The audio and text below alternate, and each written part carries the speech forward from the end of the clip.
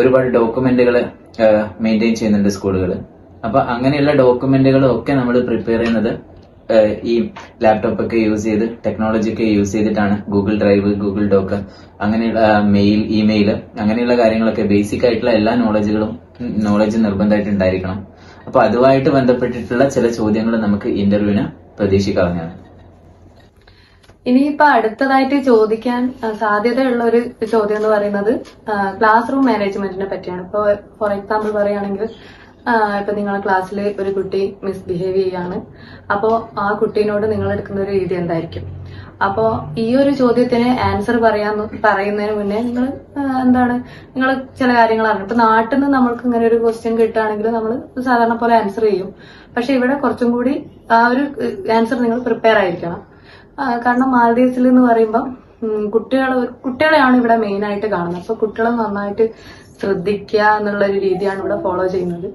ഇപ്പൊ നമ്മളിപ്പം skill of reinforcement നമ്മൾ പഠിക്കുമ്പോൾ നമ്മളിങ്ങനെ പറയും, കുട്ടികളെ എപ്പോഴും റീഇൻഫോഴ്സ് ചെയ്തിട്ട്, അതായത് കുട്ടികൾക്ക് എപ്പോഴും റീഇൻഫോഴ്സ്മെന്റ് കൊടുക്കണം, ഗുഡ്, വെരി ഗുഡ്, അതൊക്കെ നിങ്ങൾക്ക് ഉപയോഗിക്കാം. പക്ഷെ അതിന്റെ കൂട്ടത്തിൽ നമ്മൾ നാട്ടിൽ നിന്ന് പഠിക്കുന്നതാണ് നമ്മൾ കുട്ടികളെ ഇങ്ങനെ തട്ടി അഭിനന്ദിക്കുക.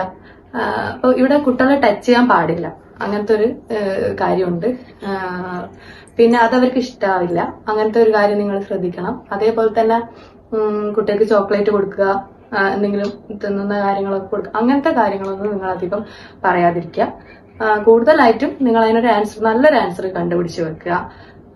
കുട്ടികളെ പുറത്താക്കുക, കുട്ടികൾക്ക് പണിഷ്മെന്റ് കൊടുക്കുക, അങ്ങനത്തെ കാര്യങ്ങൾ യൂഷ്വലി നമ്മൾ പറയില്ല. പക്ഷെ അങ്ങനെ ഒരു ആൻസർ അല്ലാതെ നല്ല വൃത്തിയായിട്ടുള്ള ഒരു ആൻസർ നിങ്ങൾ കണ്ടുപിടിച്ച് വെക്കുക ആ ഒരു ക്വസ്റ്റ്യന്.